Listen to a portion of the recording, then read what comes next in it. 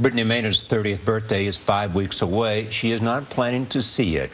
We first reported last week on this young woman with terminal cancer. Her story is restarting a national debate over medical aid in dying. Jan Crawford is in Portland, Oregon, where Maynard gave us her first television interview. Jan, good morning. Well, good morning. Brittany Maynard thinks that she may die before the end of the month. And as certain as she seems to be about ending her life on her terms, there is a lot of sadness and also some fear about what's ahead.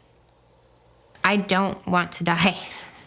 If anyone wants to hand me like a magical cure and save my life so that I can have children with my husband, I will take them up on it. She's 29 years old, recently married, and was hoping to start a family. Now, Brittany Maynard is planning her death, choosing to end her life before cancer can destroy her. I think until anyone has walked a mile in my shoes and knows what they're facing and has felt the, just bone-splitting headaches that I get sometimes, or the seizures, or the inability to speak, or the moments where I'm looking at my husband's face and I can't think of his name. Maynard found out this spring she has the most lethal form of brain cancer and says doctors told her she may only have 6 months to live. Her medication has drastically changed her appearance, but she's decided to forego aggressive treatment and die, as she puts it, with dignity. Did you have any pushback from your mother or your family? I think it took my family a little while to realize that this is what made sense, because no one wants to hear that their daughter is going to die. No mother should have to lose a child. And it goes against the grain of nature. And so many would say, I just want one more day. Yes. Don't end it. But my mother is not selfish enough to say, I want one more day where you're suffering. Maynard was raised by her mom, a single mother in Southern California. She had an adventurous spirit and loved to travel. With degrees in psychology and education, she planned to be a teacher. It seems like now when she's thinking about her death, part of the reason she's thinking about this is also because of the people around her that she loves. Early on, I told her it would be my honor to take care of you, whichever way. If you need to be fed or diapered, it would be my honor. Because that's what mothers do. You take care of your little girl. That was important for me, for her to know. Did you just think, no, I want her to be here for as long as, even if she's in bed sick, I can lie down with her? There's absolutely that. The idea of wanting my wife to be at my side forever. That was the original plan, right? But the reality that, I guess that feeds into the argument of quality of life versus just quantity.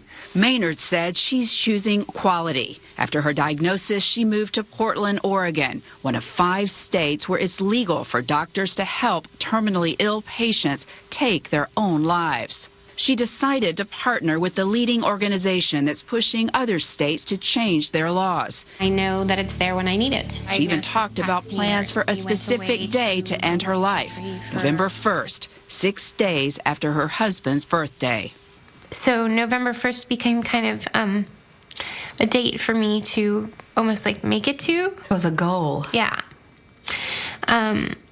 Not a deadline. That's the idea, and that's a huge misconception, and I feel like people who are against this healthcare choice have tried to make it into a deadline, and I may be alive on November 2nd, or I may not, and that's my choice. Her candor about death has revived the national debate over physician aid in dying. In a recent poll by the New England Journal of Medicine, 67% of healthcare providers said they oppose the practice, as does the American Medical Association. Many fear it could be abused in cases involving the elderly and disabled. Dr. Daniel Samalsi is a medical ethicist at the University of Chicago.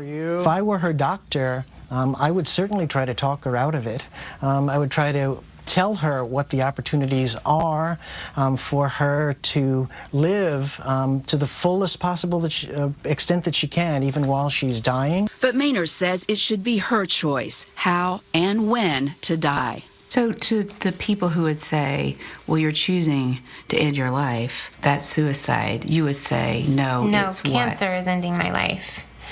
I am choosing to end it a little sooner and in a lot less pain and suffering.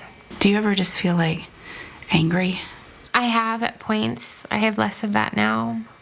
It's mostly sadness. Is it sadness of just everything you'll miss? Is that, or is it specific things? Yeah, it's mostly, I'd say most of my sadness centers around how much I wanted a family. And it feels like, for me, that was always like how you created a legacy, was like through your children. And sort of inadvertently, through sharing my story, I've realized there's a bit of a legacy I'm creating this way, and I'm not ashamed of that. I'm not ashamed to attach my name to what I think is a right that should belong to all terminally ill Americans. I really do. Now, Brittany Maynard says that she doesn't know when she will end her life, but that she's gotten a lot of comfort just knowing that she can make that choice. And, you know, the interesting thing is, since this law took effect here in Oregon 17 years ago, more than 1,000 people have gotten prescriptions from doctors for drugs to end their life. Just more than half have taken them. Nora? Jan, really incredible interview. But Charlie and Jane and I are sitting here very touched by her decision. I mean, she's clearly very courageous. What about what she just talked about with you about her legacy? I mean, now becoming part of this larger movement. Well, you know, some people have kind of almost criticized her somewhat, and the group that's pushing for changes in these state laws, saying that this group is almost using her and using her story to try to make these changes. And I asked her about that, and she said, you know, they may be using me to bring about these changes in the laws and to encourage wider acceptance of this practice. And I'm okay with that, because this is something that I believe in, and this is something that's important. So if they're using me, fine. I mean, that was kind of her bottom line. Jan, Charlie? thank you. Thank you so much, Jan. Our Dr. David Agus says Brittany Maynard is starting a very important national conversation. We'll talk with Dr. Agus in our next hour.